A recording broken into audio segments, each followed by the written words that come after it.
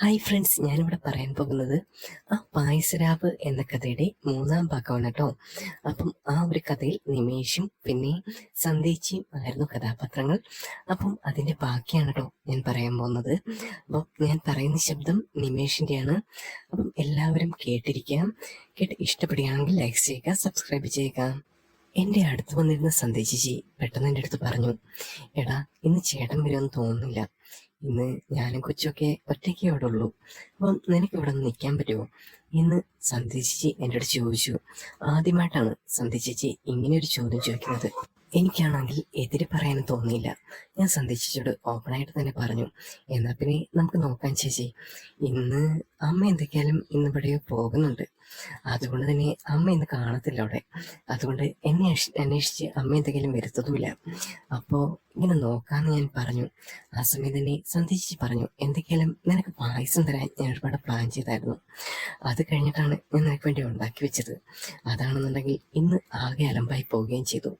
അപ്പോൾ ഇന്ന് എന്തൊക്കെയാലും നിനക്ക് പായസം തരാം എന്ന് സന്ധ്യച്ചി എൻ്റെ അടുത്ത് പറഞ്ഞു. അങ്ങനെ ആ ഒരു ദിവസമാണെന്നുണ്ടെങ്കിൽ ഞാൻ വൈകുന്നേരം വരെ സന്ധ്യച്ചിയുടെ വീട്ടിലങ്ങനെ നിന്നു. അപ്പോൾ തന്നെ എൻ്റെ ആ ഒരു ഡ്രസ്സും കാര്യങ്ങളൊക്കെ ആ ഒരു ടൈമിൽ തന്നെ ഉണങ്ങി കിട്ടിയിരുന്നു. അത് തന്നെയായിരുന്നു വലിയൊരു മഹാഭാഗ്യം എന്ന് പറയുന്നത്.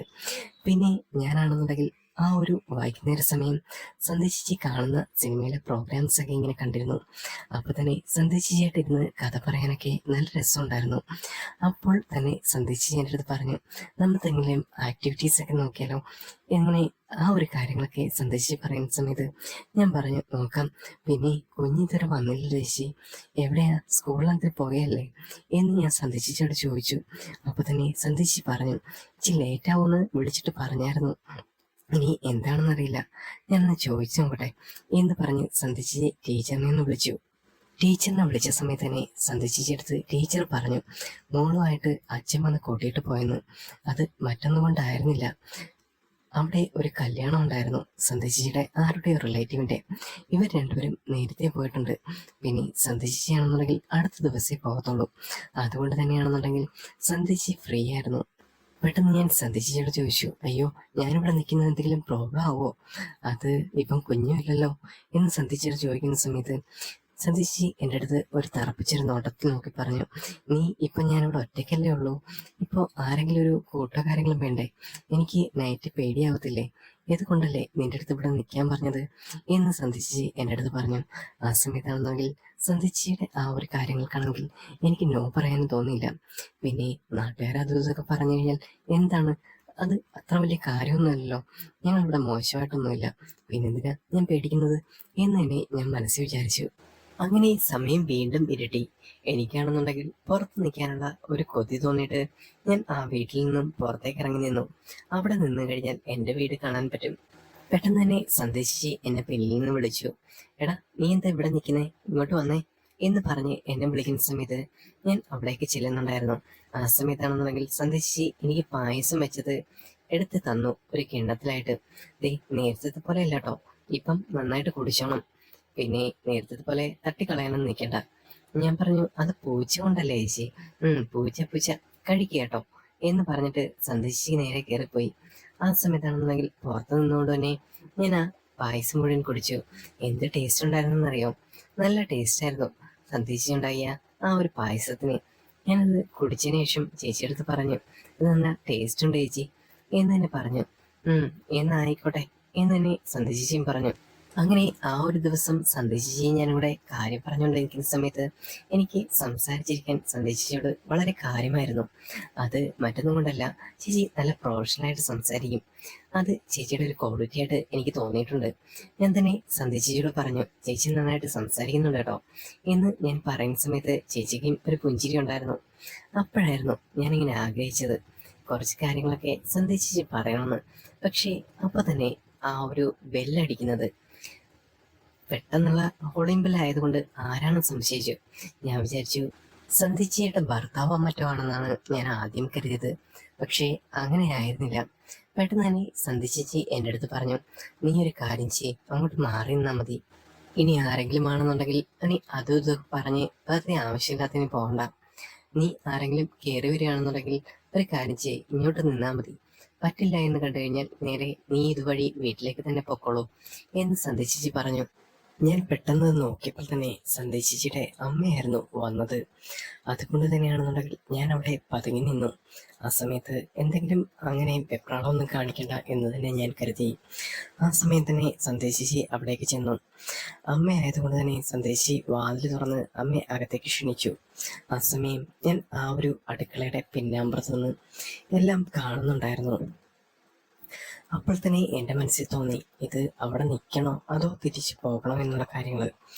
ആ സമയം ഞാനൊന്നും മിണ്ടാതെ ആ ഒരു ചായ്പിൻ്റെ ആ ഒരു ഭാഗത്തേക്ക് മാറി നിന്നു. ആ സമയത്താണെന്നുണ്ടെങ്കിൽ സന്ധ്യചേച്ചിയുടെ അമ്മ അവിടേക്ക് വരുന്നുണ്ടായിരുന്നു. ഞാൻ ഒരു നിമിഷം അവരെ കാണണ്ട എന്ന് വിചാരിച്ചിട്ട് ഒന്ന് മാറി നിൽക്കുകയുണ്ടായി. ആ സമയം സന്ധ്യചേച്ചി അമ്മയെ ആ റൂമിലേക്കൊന്ന് കയറ്റിയിട്ട് എൻ്റെ അടുത്തേക്ക് വന്നു.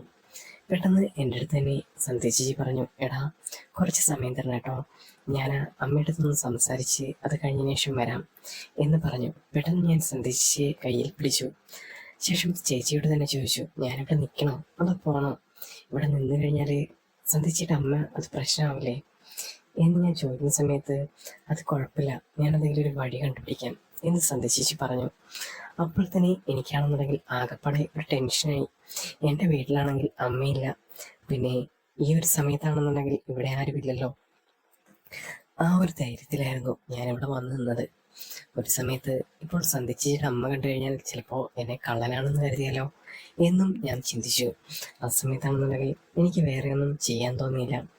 അവിടുന്ന് എണീറ്റ് കഴിഞ്ഞാൽ ചിലപ്പോൾ ആരെങ്കിലും ശ്രദ്ധിച്ചാലോ എന്ന് വിചാരിച്ച് ഞാൻ ആ ചായപ്പിൻ്റെ ആ ഒരു പാത്രത്തിൻ്റെ ആ ഒരു സൈഡിലായിട്ട് മാറിയിരുന്നു. ആ സമയം സന്ധ്യചേച്ചി അമ്മയെ മുറിയിലാക്കിയിട്ട് തിരിച്ചിങ്ങേക്ക് വന്നു.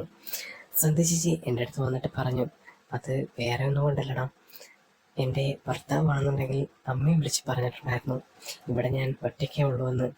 പിന്നെ കുഞ്ഞും അവിടെ ആണല്ലോ, അതുകൊണ്ട് തന്നെ ഇവിടെ ഒറ്റയ്ക്കായതുകൊണ്ട് അമ്മ ഇങ്ങോട്ട് പറഞ്ഞു വിട്ടതാ. ഏതായാലും നീ ഇവിടെ നിൽക്ക്, ഞാനെന്തെങ്കിലും വഴി കണ്ടുപിടിക്കാം.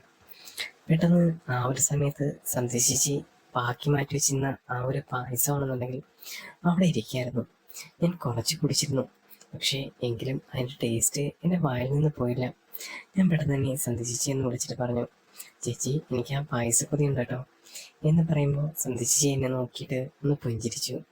എനിക്കതറിയാമല്ലോ, ഞാനത് ശരിയാക്കി തരാം എന്ന് തന്നെ സന്ധ്യചേച്ചി എൻ്റെ അടുത്ത് പറഞ്ഞു.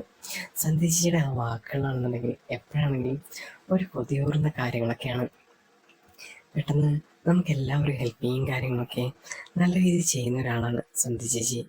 ഞാൻ കുറച്ചു നേരം വെയിറ്റ് ചെയ്തതിന് ശേഷമാണ് സന്ധ്യചേച്ചി അവിടേക്ക് വന്നത്. ചായപ്പിൻ്റെ അടുത്ത് വന്നിട്ട് എനിക്ക് ആ പായസവും കുറച്ച് കിണ്ണത്തിലാക്കി തന്നു. ദേ ഇതിവിടുന്ന് കുടിച്ചോട്ടോ, ഇന്ന് നീ എന്തായാലും പോകണ്ട, ഞാൻ അമ്മയുടെ അടുത്ത് പറഞ്ഞിട്ടുണ്ട്. ഈ ഒരു കാര്യമല്ല, പിന്നെ ഇന്നാണെന്നുണ്ടെങ്കിൽ അമ്മയുടെ അടുത്ത് നേരത്തെ കിടന്നുറങ്ങാൻ പറഞ്ഞിട്ടുണ്ട്. അപ്പോൾ നീ ഇവിടെ നിന്നു, കുഴപ്പമില്ല എന്ന് മുന്നേ സന്ധ്യചേച്ചിൻ്റെ അടുത്ത് പറഞ്ഞു. ഞാൻ ആ നിമിഷം സന്ധ്യചേച്ചിയെ ഒന്ന് പിടിച്ചിട്ട് ചോദിച്ചു, അതെ വല്ല പ്രശ്നമാവോ? ആ സമയത്താണെന്നുണ്ടെങ്കിൽ സന്ധ്യചേച്ചി എനിക്ക് കുറച്ച് അരികിലേക്ക് വന്നിട്ട് എന്നെ ഒന്ന് സമാധാനിപ്പിച്ചു. ശേഷം പറഞ്ഞു, യാതൊരു പ്രശ്നമില്ല, നീ ഇവിടെ ഇരുന്നോട്ടോ, ഞാൻ പോയിട്ട് പിന്നെ വരാം. നിനക്ക് എന്തെങ്കിലും ഫുഡോ കാര്യങ്ങളോ ഉണ്ടെങ്കിൽ പറയണം കേട്ടോ. ആ സമയത്താണെന്നുണ്ടെങ്കിൽ ഞാൻ എല്ലാം റെഡിയാക്കി വെക്കാം. അങ്ങനെ ആ ഒരു സമയത്താണെങ്കിൽ സന്ധ്യചേച്ചി അങ്ങോട്ട് പോയി. അമ്മയ്ക്ക് ഭക്ഷണം എടുത്തു കൊടുക്കാൻ വേണ്ടിയിട്ടാണെന്ന് എനിക്ക് തന്നെ മനസ്സിലായി. ആ സമയത്ത് ഞാനൊന്നും ചോദിച്ചതുമില്ല. സന്ധ്യചേച്ചി തിരിച്ച് ചായപ്പിലേക്ക് വരുമെന്നുള്ള കാര്യം എനിക്ക് സംശയമില്ലായിരുന്നു. ചേച്ചി നേരത്തെ പറഞ്ഞിട്ടാ പോയത്. കാര്യങ്ങളെല്ലാം കഴിഞ്ഞ് അമ്മയൊന്ന് ഉറങ്ങിക്കഴിഞ്ഞിട്ട് സന്ധ്യചേച്ചി ഇവിടേക്ക് വരാമെന്ന്. എനിക്ക് സന്ധ്യചേച്ചിയോട് കുറച്ചു നേരം ഇരുന്ന് സംസാരിക്കണമെന്നുണ്ടായിരുന്നു. ആ സമയത്താണെന്നുണ്ടെങ്കിൽ സന്ധ്യചേച്ചി ഇങ്ങോട്ട് വരികയാണെന്നുണ്ടെങ്കിൽ അത് നല്ലത് തന്നെയാണ്. പക്ഷേ ഈ ഒരു ചായയിൽ പോയി കിടന്നുറങ്ങുക എന്ന് പറഞ്ഞാൽ അത് റിസ്ക് ഉള്ളൊരു കാര്യമാണ്. കാരണം ഏതൊക്കെയാണ് ഇഴജന്തുക്കളും കാര്യങ്ങളും എന്തൊക്കെയാണ് വന്ന് കയറുന്നതെന്ന് പറയാൻ പറ്റില്ല. എനിക്ക് ഇവിടെ കുറേ നേരം ഇരിക്കുന്നത് നല്ലൊരു ടാസ്ക് ആയിട്ടുള്ള കാര്യം തന്നെയാണ്. അപ്പോൾ തന്നെ ഞാനൊന്നും പിന്നെ ഒന്നും ചോദിക്കാൻ പോയില്ല. സന്ധ്യചേച്ചി വെയിറ്റ് ചെയ്ത് ഞാൻ അവിടെ തന്നെ ഇരുന്നു. അങ്ങനെ കുറേ സമയം കഴിഞ്ഞപ്പോഴാണെന്നുണ്ടെങ്കിൽ ഒരു ശബ്ദം കേൾക്കുന്നു ചായപ്പിൻ്റെ തൊട്ടിപ്പുറത്തായിട്ട്. എനിക്ക് മനസ്സിലായി സന്ധ്യചേച്ചി വരുന്നുണ്ടെന്ന്. ആ സമയത്താണെന്നുണ്ടെങ്കിൽ എനിക്ക് കഴിക്കാനുള്ള ഭക്ഷണം കൊണ്ടാണ് വരുന്നത്. പെട്ടെന്ന് ആ സമയത്താണെന്നുണ്ടെങ്കിൽ ഞാൻ ശ്രദ്ധിച്ചു, സന്ധ്യചേച്ചി 2 പാത്രമായിട്ട് അകത്തേക്ക് കയറി വന്നു. പെട്ടെന്ന് എൻ്റെ കയ്യിൽ ഒരു മെഴുകുതിരി എടുത്ത് വെച്ചു. ശേഷമാണെന്നുണ്ടെങ്കിൽ സന്ധ്യചേച്ചി ആ ഒരു പാത്രം എടുത്ത് വെച്ചു. ഞങ്ങൾ 2 പേരും കൂടെ ഒരുമിച്ചിരുന്ന് കഴിച്ചു. ആ നിമിഷം സന്ധ്യചേച്ചി ഞാൻ നോക്കി. പെട്ടെന്ന് സന്ധ്യ ചേച്ചി എൻ്റെ അടുത്ത് പറഞ്ഞു, നോക്കണ്ട, ഇരുന്ന് കഴിച്ചോ, നമുക്ക് ഇത് കഴിഞ്ഞിട്ട് അങ്ങോട്ട് പോകാം എന്ന് മാത്രം പറഞ്ഞു. ആ സമയത്താണെന്നുണ്ടെങ്കിൽ സന്ധ്യ ചേച്ചിയെടുത്ത് ഞാൻ വീണ്ടും ചോദിച്ചു, ഇതൊക്കെ വേണോ ചേച്ചി? വെറുതെ പണിയായി കഴിഞ്ഞാൽ അത് പിന്നെ അത് മതി, നാട്ടിൽ പിന്നെ പേരുദോഷമാവാൻ എന്ന് തന്നെ ഞാൻ സന്ധ്യ ചേച്ചിയോട് പറഞ്ഞു. ചേച്ചിക്ക് അതൊന്നും പ്രശ്നമില്ലായിരുന്നു, നീ മര്യാദയ്ക്ക് നിന്ന് കഴിച്ചതിൻ്റെ കൂട്ടാ എന്ന് മാത്രം സന്ധ്യ ചേച്ചി പറഞ്ഞു. ഞാനും സന്ധ്യ ചേച്ചിയും കൂടെ ഇരുന്ന് ചായപ്പിലിരുന്ന് ഭക്ഷണം കഴിച്ചു. ആ സമയത്താണെന്നുണ്ടെങ്കിൽ ഞങ്ങൾ പരസ്പരം നോക്കി ഇങ്ങനെ നിൽക്കുകയായിരുന്നു, ഇനി അടുത്ത ശ്രമം എന്താണെന്ന് അറിയാൻ വേണ്ടിയിട്ട്. ചേച്ചിക്കാണെന്നുണ്ടെങ്കിൽ ഈ ഒരു സമയത്താണെന്നുണ്ടെങ്കിൽ എൻ്റെ പ്രസൻസ് നന്നായിട്ട് ആഗ്രഹിക്കുന്നുണ്ട് എന്ന് എനിക്ക് മനസ്സിലായി. കാരണം ഇവിടെ ആണെങ്കിൽ ചേച്ചിയുടെ അടുത്ത് സംസാരിക്കാനും പിടിക്കാനും ഒക്കെ ഞാൻ മാത്രമേ ഉള്ളൂ. അത് ചേച്ചിക്ക് എന്നെ അറിയാമായിരുന്നു. അതുകൊണ്ട് തന്നെ ഞങ്ങൾ രണ്ടുപേരും ചായപ്പിൽ കുറച്ചു നേരം ഇരുന്നു. ആ സമയത്ത് സന്ധ്യ എൻ്റെ അടുത്ത് പറഞ്ഞു, അമ്മ ഒന്ന് ഉറങ്ങിക്കഴിഞ്ഞിട്ട് നമുക്ക് അങ്ങോട്ട് പോകാം എന്ന് പറഞ്ഞ് ഞാനും സന്ധ്യയും കൂടെ ചായപ്പിൽ അങ്ങനെ ഇരിക്കുന്ന സമയത്ത് എന്തൊക്കെയോ ശബ്ദങ്ങളൊക്കെ കേൾക്കുന്നുണ്ടായിരുന്നു. ആ ടൈമിലാണെന്നുണ്ടെങ്കിൽ ഞാൻ സന്ധ്യയോട് പറഞ്ഞു, ചേച്ചി ഇവിടെ മുഴുവൻ നല്ല ശബ്ദവും കാര്യങ്ങളൊക്കെയാണല്ലോ. ആ, അത് നീ നോക്കണ്ട, ഇവിടെ ഇങ്ങനെ ചായപ്പായോണ്ട് അങ്ങനെയുള്ള ശബ്ദങ്ങളൊക്കെ വരും. പിന്നെ അതൊക്കെ നോക്കിയിരുന്നു കഴിഞ്ഞാൽ ഇങ്ങനെ നോക്കിയിരിക്കാനേ പറ്റത്തുള്ളൂ. നീ അതൊന്നും ശ്രദ്ധിക്കണ്ട, നീ നിന്റെ കാര്യങ്ങൾ നോക്കിയാൽ മാത്രം മതി എന്ന് മാത്രം സന്ദേശിച്ച് പറഞ്ഞു. ആ സമയത്താണെന്നുണ്ടെങ്കിൽ ഞാൻ ചുറ്റും നോക്കി, ഒരു ഭയം പോലെ തോന്നി. പെട്ടെന്ന് സന്ദേശിച്ച് എൻ്റെ അടുത്തേക്ക് വന്നു. എടാ, നിനക്കെന്താ പേടി തോന്നുന്നുണ്ടോ എന്ന് മാത്രം സന്ദേശിച്ച് ചോദിച്ചു. ഞാൻ പറഞ്ഞു, ചെറുതായിട്ട് നല്ല പേടിയുണ്ട് എനിക്ക് എന്ന് പറയുമ്പോൾ സന്ദേശിച്ച് എന്നെ ആശ്വസിപ്പിച്ചു. അതൊന്നും പേടിക്കാനൊന്നുമില്ല, ഇവിടെ അങ്ങനെയുള്ള പ്രശ്നങ്ങളൊന്നുമില്ല കേട്ടോ, ഞാനിവിടെ ഇല്ലേ നിന്റെ കൂടെ എന്ന് എന്നെ സന്ദേശിച്ച് പറഞ്ഞു. കുറച്ച് നേരം കൂടി ഇരുന്നാൽ മതി, അതിനുശേഷം നീ റൂമിൽ പോയി കിടന്നോ എന്ന് സന്ദേശിച്ച് പറഞ്ഞു. അപ്പോൾ തന്നെ ഞാൻ പറഞ്ഞു, അയ്യോ അതൊന്നും വേണ്ട, കുറച്ച് കഴിഞ്ഞതിന് ശേഷം ഇവിടെ ആരും കാണില്ലല്ലോ, ഞാൻ പതുക്കെ ആ ഒരു വേലി ചാടി വീട്ടിലേക്ക് പൊക്കോളാം. ആ സമയത്ത് സന്ദേശി പറഞ്ഞു, നീ എന്തൊക്കെയായാലും പോകേണ്ട ആവശ്യമില്ല, അവിടേക്ക് ചാടിക്കഴിഞ്ഞാൽ വേറെ എന്തെങ്കിലും കുത്തിക്കയറി നീ അത് പണിയാക്കണ്ട, നീ ഇവിടെ നിന്നോ, പ്രശ്നമൊന്നുമില്ല. അമ്മയാണെന്നുണ്ടെങ്കിൽ ടാബ്ലറ്റ്സ് എല്ലാം കഴിച്ചിട്ടാണ് കിടക്കുന്നത്, അതുകൊണ്ട് നല്ല ക്ഷീണമാണ് ആൾക്ക്, അങ്ങനെ ഉടനൊന്നും ചോദിക്കത്തൊന്നുമില്ല, നീ അങ്ങനെ ടെൻഷൻ അടിക്കൊന്നും വേണ്ട, എനിക്കറിയാം എന്താ ചെയ്യേണ്ടതെന്ന് എന്ന് മാത്രം സന്ദേശിച്ച് എൻ്റെ അടുത്ത് പറഞ്ഞു. അങ്ങനെ ആ ഒരു നിമിഷം ഞങ്ങൾ രണ്ടുപേരും കൂടെ തർക്കിച്ചങ്ങനെ നിന്നു. ആ ചായപ്പിനുള്ളിലാണെങ്കിൽ കേട്ടിരിക്കാനും സന്ധ്യയുടെ ശബ്ദം കേട്ടിരിക്കാനും നല്ല ഭംഗിയുണ്ടായിരുന്നു. പിന്നെ ആ ഒരു പ്രൊഫഷണൽ ആയിട്ടുള്ള സംസാരം, അത് എന്നെ ഒരുപാട് ആകർഷിക്കുന്നുണ്ട്. ഞാൻ പെട്ടെന്ന് തന്നെ സന്ധ്യയോട് പറഞ്ഞു, ആ ഒരു ചായപ്പിലിരുന്ന് നമ്മൾ സംസാരിക്കുമ്പോൾ ഈ ഒരു നല്ല രസവും കാര്യങ്ങളൊക്കെ വരുന്നുണ്ട് കേട്ടോ എന്ന് പറയുന്ന സമയത്ത് സന്ധ്യ പറഞ്ഞു, ഇവിടെ ആകെ നിനക്ക് വരുന്ന ആ ഒരു കൺഫ്യൂഷൻ എന്ന് വെച്ച് കഴിഞ്ഞാല്, നീ ഇവിടെ നിൽക്കുന്ന സമയത്ത് എന്തെങ്കിലുമൊക്കെ ഒരു ഭയം തോന്നുന്നുണ്ടായിരിക്കും, അത് തന്നെയാണ് നമ്മളെ ഒരു ത്രില്ലാക്കുന്നത് എന്ന് സന്ധ്യ എൻ്റെ അടുത്ത് പറഞ്ഞു.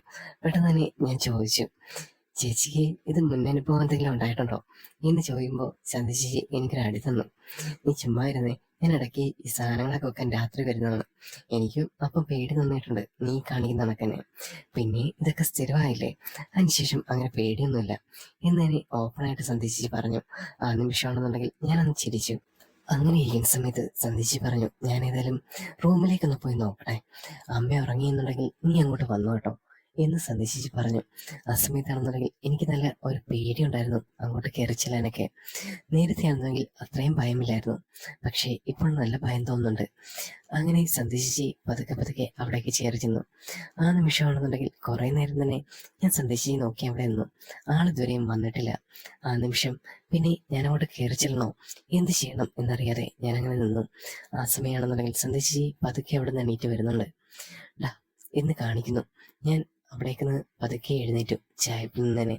സന്ദേശിച്ച് അവിടെ നിന്ന് എന്നെ കാണാൻ കഴിയുന്നില്ല, പക്ഷേ എനിക്ക് ഇവിടെ നിന്ന് സന്ദേശിച്ച് നല്ല വൃത്തിയായിട്ട് കാണാൻ പറ്റുന്നുണ്ട്. ഞാൻ സന്ദേശിച്ച് ആംഗ്യം കാണുന്ന സമയത്ത് തന്നെ അവിടേക്ക് ചെല്ലും. ആ സമയത്താണെന്നുണ്ടെങ്കിൽ ഒരു രസമായിരുന്നു അങ്ങോട്ട് കയറി ചെല്ലാനായിട്ട്. പെട്ടെന്ന് അടുക്കളയിലെ ആ ഒരു വശത്തായിട്ട് ഞാനും സന്ധ്യയും കൂടെ നിന്നു.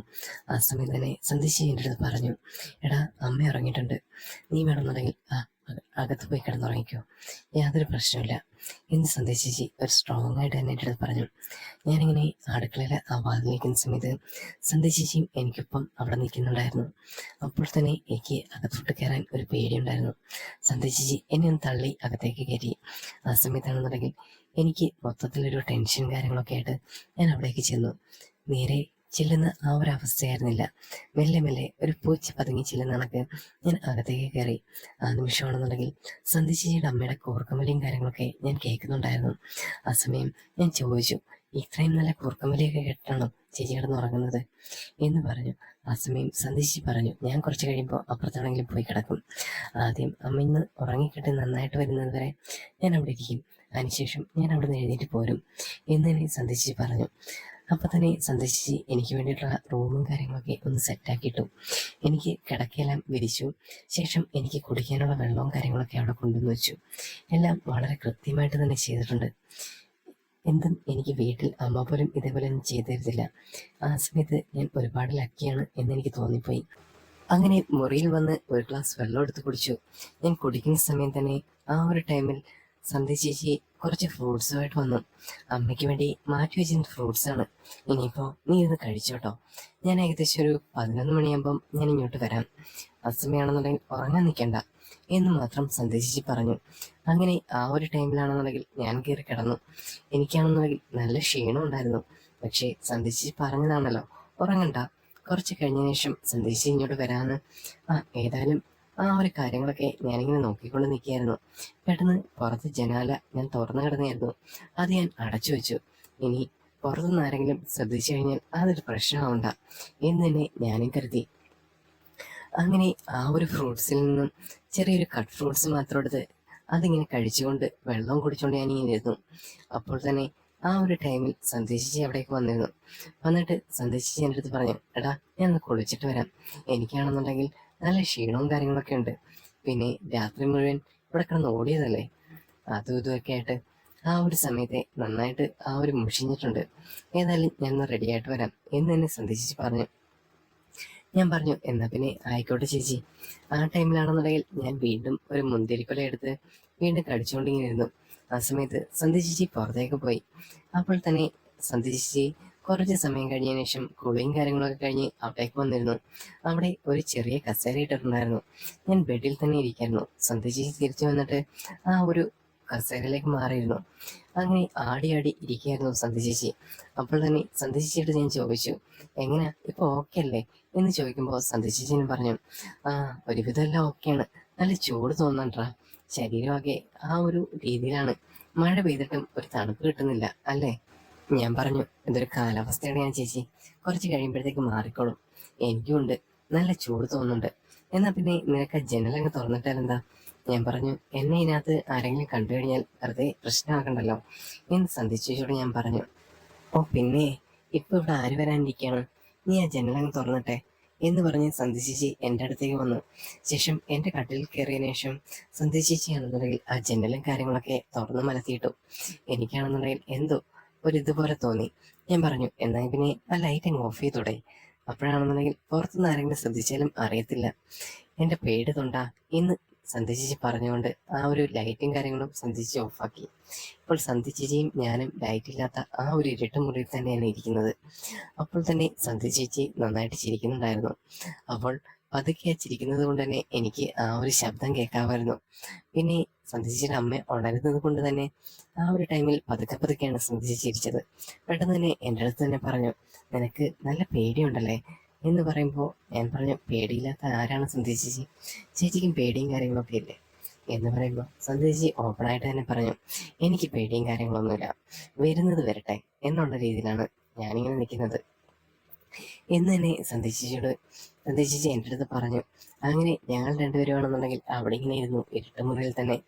അപ്പോൾ തന്നെ സന്ധ്യ ചേച്ചി എൻ്റെ അടുത്ത് വന്നിരുന്നിട്ട് പറഞ്ഞു, എടാ നീ ഒരു കാര്യം അറിയോ, ഇവിടെ ആണെന്നുണ്ടെങ്കിൽ എന്തൊക്കെയാ ഈ നാട്ടിൽ നടക്കുന്നതിന് വല്ല ധാരണയുണ്ടോ നിനക്ക് എന്ന് ചോദിക്കുമ്പോൾ ഞാൻ തന്നെ പറഞ്ഞു, എനിക്കൊരു ധാരണയില്ല ചേച്ചി, ആരെക്കുറിച്ചും എനിക്കൊരു വിവരമില്ല, എനിക്ക് ആരെക്കുറിച്ചും ഒരറിവുമില്ല, പിന്നെ ഇങ്ങനെ ജീവിച്ചു പോകുന്നു എന്ന് മാത്രം.